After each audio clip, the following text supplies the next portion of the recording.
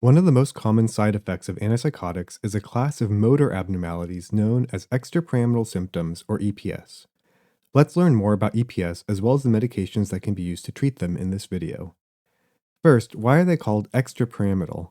You may recall from your study of neurology that nerves carrying voluntary motor signals from your brain to your muscles travel in bundles known as pyramidal tracts through a region known as medullary pyramids in your midbrain.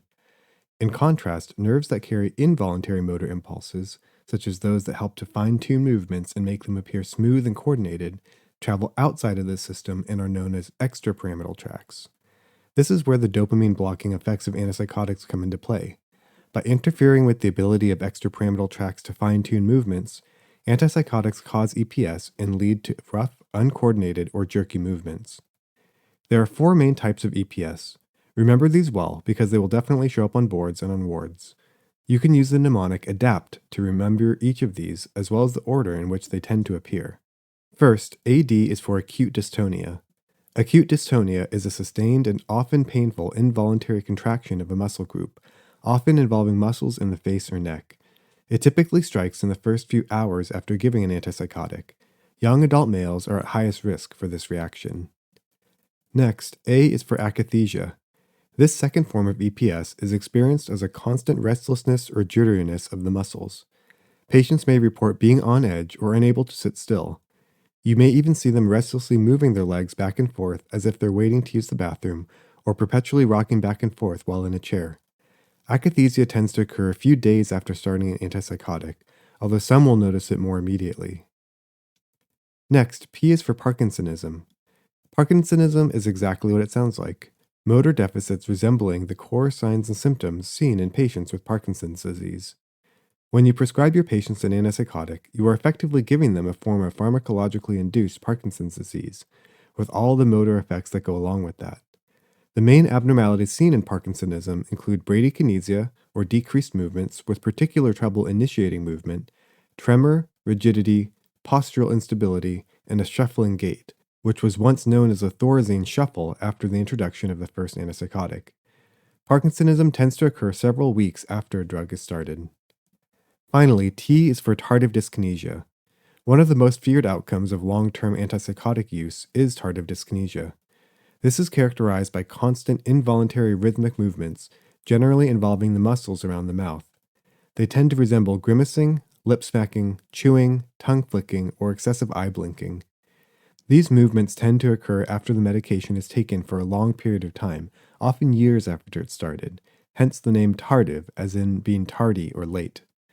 The risk goes up with every year of continuous treatment, with an additional 3 to 5% chance of developing tardive dyskinesia for every year of being on a strong dopamine blocker. Unlike the EPS we have discussed so far, which will typically disappear once an antipsychotic is stopped, tardive dyskinesia does not always go away so easily and can, in fact, become irreversible if it goes on for too long.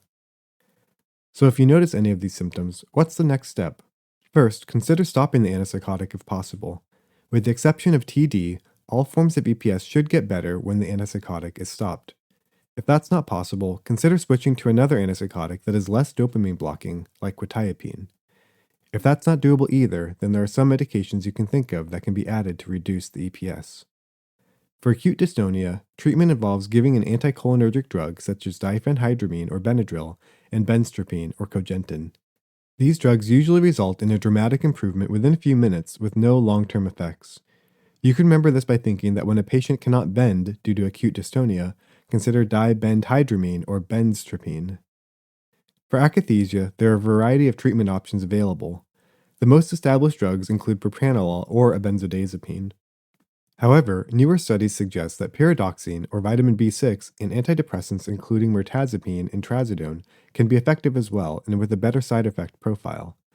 When your patient is experiencing this intolerable side effect, use the phrase, "pretty please be more tolerable," to remember that propranolol, pyridoxine, benzodiazepines, mirtazapine, and trazodone are all good treatments for akathisia. For Parkinsonism, anticholinergics such as diphenhydramine and benztropine are the mainstays of treatment, although they come with their own side effects that can build up over long-term use. A medication known as amantadine has similar efficacy to anticholinergics and is generally better tolerated, especially in elderly patients. You can remember this by thinking of when someone is stiff from Parkinsonism, you want to make them a bendy man.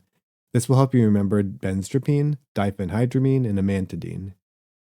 Finally, for tardive dyskinesia, there is a newer class of medications known as vesicular monoamine transporter 2, or VMAT2 inhibitors that can help treat this. You can remember these by thinking that VMAT inhibitors are very much against TD. There are two to know: valbenazine or Ingrezza and deutetrabenazine or Austedo.